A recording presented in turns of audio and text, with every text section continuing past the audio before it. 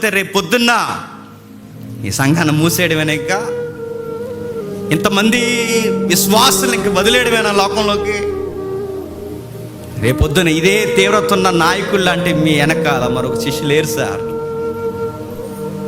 బాధాకరమైన విషయం, ఒకరోజు నేను సేవకుల సదస్సుకి వెళ్ళాను మండపేటలో.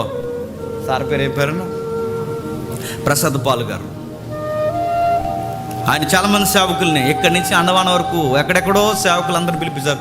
సేవకుల సదస్సునే 500 మంది సేవకులు, 500 మంది సేవకులు. అది సేవకుల సదస్సు కాదు, సభలా ఉంది అది. అంతమంది సేవకులు వచ్చి కూర్చున్నారు. అందరి మధ్య నేను చిన్నవాడిని, నా ముందు పెద్ద ఆయన వాక్యం మాట్లాడుతున్నాడు. ఆయనకున్న తగ్గింపుని బట్టి దేవుని స్తుతించాను. ఆయన ఒకరోజు చమత్కారంగా ఒక మాట అన్నాడు, నాకు భలే నచ్చింది. ఈరోజు సంఘాలు ఎలా ఉన్నాయో తెలుసా?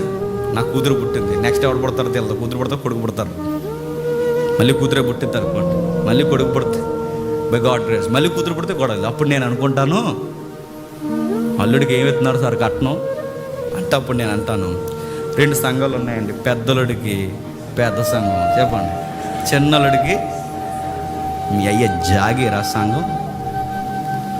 కట్నాలుగా సంఘాన్ని ఇవ్వడం ఏంటి అని అడుగుతున్నాను. కట్నాలుగా సంఘాన్ని ఇవ్వడం ఏంటి? సంఘాన్ని కట్నంగా ఇస్తావా? రక్తం ఇచ్చి సంపాదించావా? అడిగాడు ఆ రోజు అంతమంది సేవకులు నా పాస్టర్ గారు. నాకు భలే అనిపించింది. ఎంత ఉదారమైన మాట చూడండి. సంఘాన్ని కట్నాలకు ఇచ్చేయడం ఏంటండి? సంఘాలను కట్నాలకు ఇచ్చేస్తున్నారు.